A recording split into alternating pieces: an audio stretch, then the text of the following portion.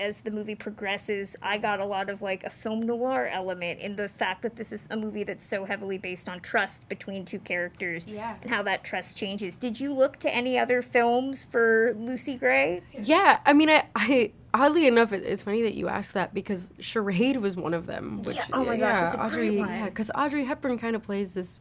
She's a little kooky, she's a little ditzy, but also very, very grounded and sure of herself, and has the self-preservation motivation for most of the film, which is just her staying alive. And so that was one that came to mind when it came to her attitude and the way that she's kind of able to flip-flop and play the game. And Coriolanus doesn't even realize that he's being played, and the audience doesn't either, so she kind of plays a game of dramatic irony with both, which I think is really fantastic.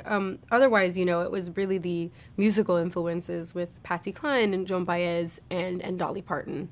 You brought up Audrey Hepburn. I mean, do you kind of gravitate towards old Hollywood performances when you're doing any work? I do, because I think there's such an emphasis on performance in those movies. There was no spectacle back then, really, until you kind of got to that golden age of musicals, like a George Cukor, My Fair Lady, for example, and so many others. So I really think when it was stripped down to like a two-camera job, and you really only have like Gregory Peck, giving his all on camera, it really like just shows you how much of your soul an actor had to wear on their sleeve back then.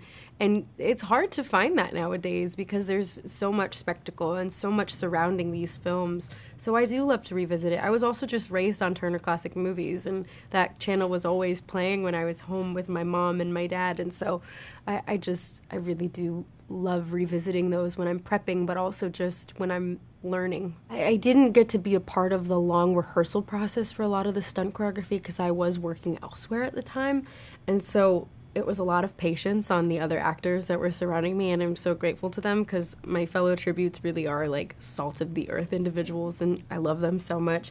And our stunt coordinators, Scott and Steve. For me, it was the climbing up all of the rubble and the rocks from the explosion that's left over in the arena in heels. They're made out of styrofoam, like all of the things that you see that look like rubble, because obviously you don't want people to get hurt. It's hardened styrofoam, so it doesn't hurt if you hit your head on it, but it is a bit harder than just a regular piece of styrofoam. But running up it, you kind of leave divots of your heels, because I'm in heels the whole time, of course. So I will say that was definitely a challenge. I also don't like having dirty hands. It's like my least favorite feeling in the world is dirt underneath the fingernails. But every day, for continuity's sake, Sherry Lawrence had to paint dirt on my hands and like fingernails. It was just such a gross feeling, which seems like such a first world issue. But I was like, I want to wash my hands so bad. You're talking to a girl who has to touch all of that all the time, so no, I understand it. Well, and I mean, what I think is fascinating watching this movie, I mean, you have this and Snow White, which are two very kind of iconic performances. How does working in something like this differ from working on something like that? What I really love that they have in common is that I sing to animals in both, which was pretty cool. I did jump from one to the other, which was such a huge pivot. But, you know, it is like, spectacle-wise, it is very similar. There's not a lot I can say about the Snow White of it all, but as I'm sure people can imagine, there's like a lot of practical sets on both ends, and they're built so beautifully by both amazing teams. And so it was really just like the actual juxtaposition of the type of thing you're doing, where you go from Disney princess and everything is beautiful to then like I have to kill children. It's just such a just a dramatically ironic moment for me, kind of looking into the metaphorical camera filming me in the office, being like, well, that's the job. I think the second I stop having pinch me moments, I've kind of lost the joy and the gratitude that I have for what I'm able to do. I have so many pinch me moments every day. I mean, getting to have this conversation with you is one of them. Like, you know, it's such a privilege to get to bring art to millions of people, and bringing art that means so much to millions of people like the Hunger Games franchise does. It's not lost on me what an honor it is to get to do what I get to do for a living.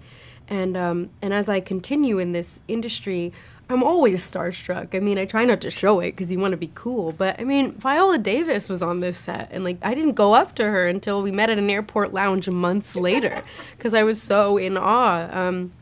But really what you learn in those moments is that they're human beings just like you, and that they're also just trying to get their flight to New York. And I feel really blessed to have those moments, but they just remind me that I'm still in my body and that I'm grateful for every moment. And so I'm grateful to still be a fan first.